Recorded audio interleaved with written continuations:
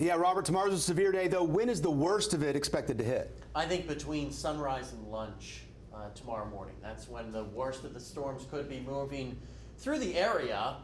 And then, as we get into the afternoon, things could change and become very, very windy, and we'll start to dry out. We'll show you that radar right now and what it looks like. And you can see that rainfall continues to come down across portions of Benton, Washington, and Carroll County, as well as portions of Madison County as well. Northern Crawford also seeing what's left of this weak system that crossed by. We never got any severe weather, but some heavy downpours and some small hail certainly was possible. Outside in Springdale right now, that rain continues to fall, and same thing in Fort Smith. Things are starting to dry out, but a little bit of sheen on the roads there from all the rainfall that they had last hour. Now, temperatures right now basically lower to mid-50s. You're at 55 in Springdale and Tawnytown. 59 is your temperature in Fayetteville. River Valley temperatures a little bit warmer.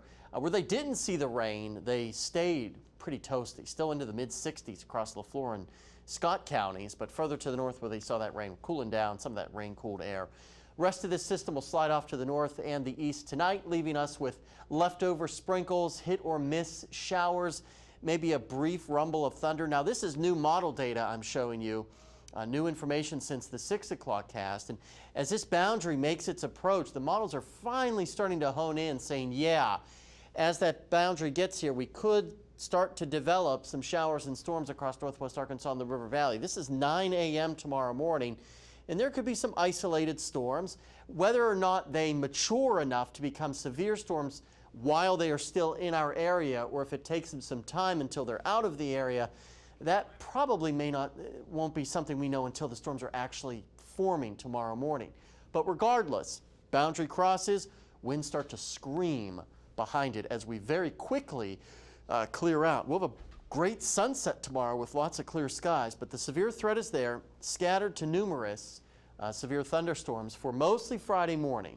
You get to the east, it becomes an afternoon and evening event for eastern Arkansas and the Memphis area. They could have a very, very rough time the other side of the state. It could be a very rough Friday for those folks.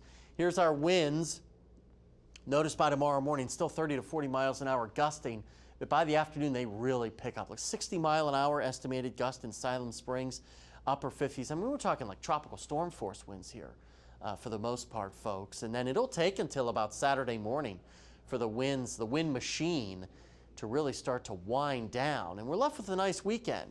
Wind advisory tomorrow from 7 a.m. to 7 p.m. High wind warning you get across the border into McDonald County and points north. And then we look at next Tuesday for another chance for widespread severe weather. You never like to see the 30% area this far out. It's usually never a good thing. 50s tonight and 70s and 80s tomorrow for parts of the River Valley. Now, there's a look at the extended forecast, which does feature a very nice weekend across northwest Arkansas. Temperatures back into the 60s and 70s. We rise into the 80s early next week, out ahead of the system that could bring us quite a bit of severe weather, possibly on Tuesday. That's something we're definitely watching. As we get into the River Valley, severe day Friday morning, and then a great weekend. So just like last week, we'll take the rough Friday and we'll trade it for the nice weekend. If you've got travel plans tomorrow, just stick close to the forecast. And then Tuesday, we're also watching. Stay with us. Brandon and Phil, they're back after the break. They're going to break down all the X's and O's of the sports world next.